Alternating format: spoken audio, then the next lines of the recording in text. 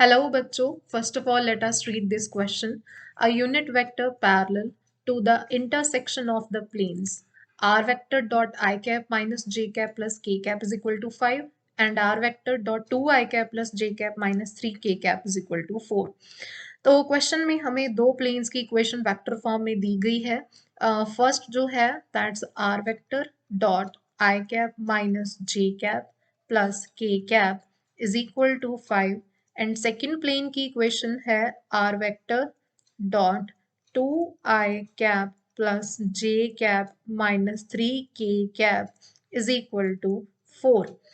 तो दो प्लेन्स की इक्वेशन हमें गिवन है और जहां पे ये दोनों प्लेन्स इंटरसेक्ट कर रहे हैं उस लाइन के पैरेलल हमने एक यूनिट वेक्टर फाइंड आउट करना है.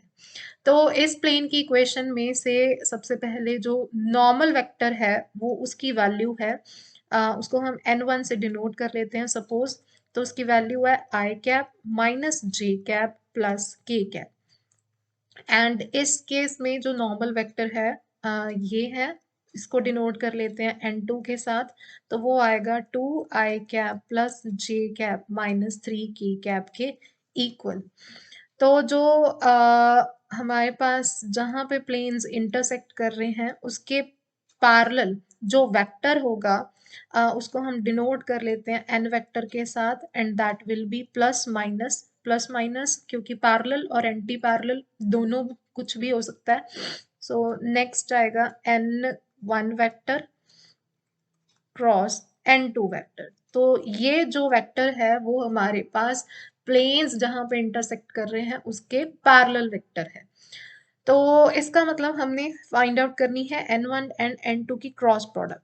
सो n1 क्रॉस n2 ये आ जाएगा हमारे पास आई कैप जे कैप के कैप. n1 के कोफिशिएंट्स 1 माइनस 1 1, n2 के कोफिशिएंट्स 2 1 माइनस 3. इसे सॉल्व कर लेते हैं. सबसे पहले आई कैप, तो इस कॉलम के एलिमेंट्स उठाने और क्रॉस मल्टीप्लाई करने हैं. सो 3 minus 1 then minus j cap. अब this column and this column के एलिमेंट्स उठाने हैं तो minus 3 minus 2 plus k cap. अब ये दो कॉलम के एलिमेंट उठाने और क्रॉस मल्टीप्लाई करना है तो 1 प्लस 2. तो ये आ जाएगा हमारे पास 2i cap plus 5j cap plus 3k cap. So जो वेक्टर हमारे पास पैरेलल है तो वो हो गया प्लस माइनस, इसकी वैल्यू सब्स्टिट्यूट कर देंगे 2i cap plus 5j cap plus 3k cap. तो ये तो हमारे पास आ गया वेक्टर, लेकिन हमने फाइंड आउट करना है यूनिट वेक्टर. तो यूनिट वेक्टर के लिए हम इसको डिवाइड कर देंगे. ये आ जाएगा plus minus 2i cap plus 5j cap plus 3k cap और ये डिवाइड हो जाएगा. यूनिट वेक्टर में कन्वर्ट करने के लिए आई कैप का कोफिशिएंट 2 देन उसका स्क्वायर, जे कैप का कोफिशिएंट 5 उसका स्क्वायर प्लस के कैप का कोफिशिएंट 3 उसका स्क्वायर.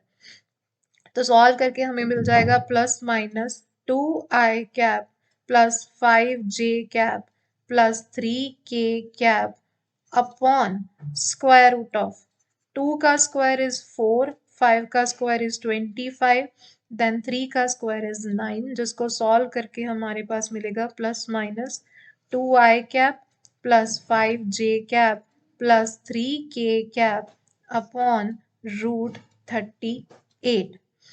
तो ये दो वेक्टर्स जो हैं वो हमारे पास पैरेलल वेक्टर हैं जो गिवन प्लेन्स की इक्वेशन जो हमें दी गई हैं जहाँ पे वो इंटरसेक्ट कर रहे हैं उस लाइन के पैरेलल ये दो रिक्वायर्ड वेक्टर्स जो हैं वो पैरेलल होंगे.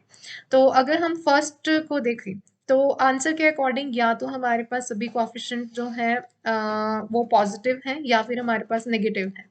तो ये ऑप्शंस जो है वो इनकरेक्ट हो गई. Similarly this option is also incorrect. इसके कोफिशिएंट जो है वो सभी नेगेटिव आ रहे हैं. तो जो हमारा आंसर जो है वो इससे मैच कर रहा है एक आंसर. तो ये वाली ऑप्शन भी इनकरेक्ट है. सो थर्ड ऑप्शन जो होगी वो हमारे पास इसका रिक्वायर्ड आंसर है. That is minus 2i cap minus 5j cap minus 3k cap upon root 38. I hope you understood well. Best of luck.